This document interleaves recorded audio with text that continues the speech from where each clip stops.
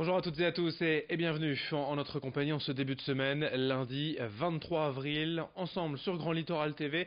Et voici toute l'actualité du jour près de chez vous, dans la région. D'abord les prévisions météo bien sûr en ce lundi. Et après une belle sensation d'été dans la région ces derniers jours, c'est le retour du printemps en ce début de semaine car le soleil se maintient malgré quelques passages nuageux annoncés aujourd'hui. Mais les températures seront en revanche en très nette baisse avec 15 degrés cet après-midi à Saint-Omer et à Calais, 13 degrés à Dunkerque, 12 à Boulogne. Voilà pour les maximales, sous le soleil heureusement. Les prévisions météo complètes bien sûr avec la chaîne météo, notre partenaire, juste après ce journal. L'actualité sociale, bien évidemment, à la une. De nouvelles journées de grève à la SNCF aujourd'hui et demain. C'est déjà le 5e épisode du conflit entre les cheminots et le gouvernement. Dans la région, l'état du trafic reste à peu de choses près le même que lors des précédentes journées d'action. Environ 15% des TER et intercités devraient circuler aujourd'hui. Un TGV sur 3. 174 quarts de substitution sont prévus par la SNCF et toutes les infos trafic en temps réel sur l'application et le site dédié ter.sncf.com. L'actualité nationale, également ses répercussions dans la région. Le projet de loi Asile et Immigration en débat ces derniers jours à l'Assemblée nationale a donc été adopté hier, un texte qui divise également ici à Calais, un territoire évidemment concerné en première ligne depuis des années. La maire de Calais, Natacha Bouchard, y est favorable. Le député de la 7e circonscription également élu, les Républicains, Pierre-Henri Dumont, estime lui que la loi n'est pas suffisamment ferme. Et à l'inverse, sans doute les associations de soutien aux migrants ont quelques réticences. Pour le vice-président de l'Auberge des migrants, le raccourcissement de certaines procédures va dans le bon sens, mais le risque serait toutefois de ne pas être attentif à leur bon déroulement. D'autre part, l'allongement de la durée de rétention est selon lui inutile. On l'écoute, François Guénoc au micro de Corentin Escaillé pour Grand Littoral TV. Le traitement du coup du dossier devient trop rapide, trop expéditif et c'est pas forcément une bonne chose pour les demandeurs d'asile. Il y a aussi des dispositions qu'on peut contester parce que par exemple entendre les migrants à travers une visioconférence, c'est vraiment quelque chose qu'il faut pas faire parce qu'il y a beaucoup de choses qui se jouent dans la façon dont les gens racontent leur histoire, qui se jouent dans la relation personnelle qu'ils ont avec les gens qui sont en face, les juges qui sont en face. Voilà, apparemment c'est bien pour les demandeurs d'asile, mais à un moment donné, à vouloir trop raccourcir les délais, c'est pas bon non plus.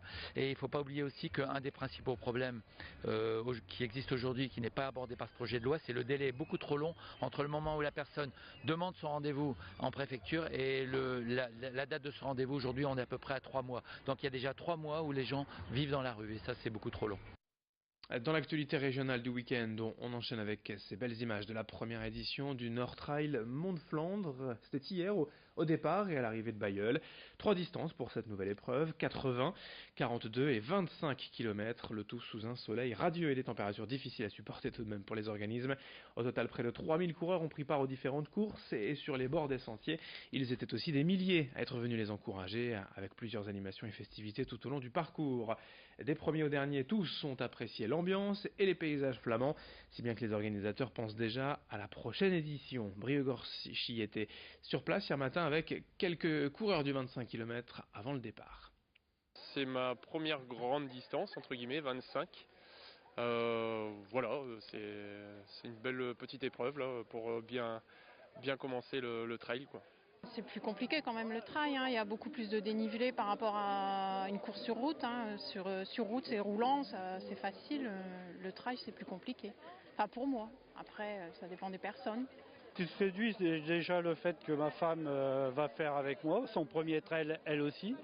Et puis aussi les monts des Flandres, je pense que c'est un paysage qui est assez beau et donc je pense qu'on va en profiter un maximum. Sur le littoral, après l'inauguration du parc de l'Estran à Grand-Fort-Philippe, des dizaines de volontaires se sont mobilisés pour nettoyer la plage ce samedi après-midi. Des habitants de la commune, mais aussi des bénévoles, des associations Nature Libre et Sea Shepherd.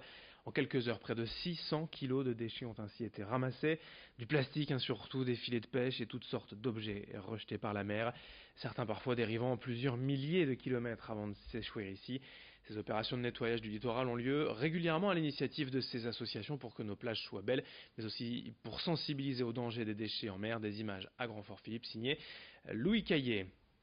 Dans ce journal est également une question.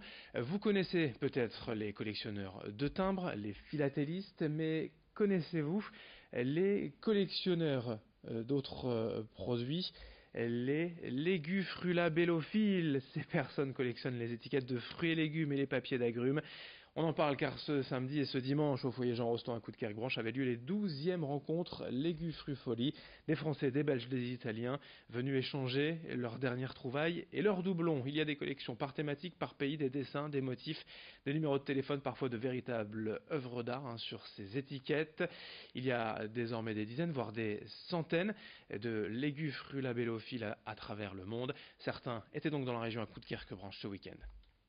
C'est un objet publicitaire, l'étiquette. Il ne faut pas l'oublier qu'en fait, l'étiquette qui est posée sur un fruit, c'est pour vendre un produit. C'est pour vendre une société, c'est pour vendre un agriculteur, un producteur de fruits. Donc vous avez par exemple des étiquettes de pastèques américaines, ce sont de véritables œuvres d'art. Après, vous avez des étiquettes très basiques, comme un timbre. Vous avez le timbre de consommation courante qui est basique, qu'on pose sur l'enveloppe sans le regarder. Et vous avez des étiquettes après qui accrochent le regard. Et commercialement, il faut accrocher le regard pour vendre.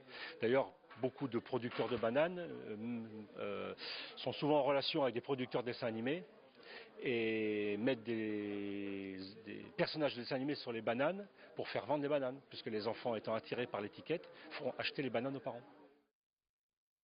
Pour finir, la SPA va désormais directement à la rencontre des habitants dans la rue en porte-à-porte pour sensibiliser à ces actions.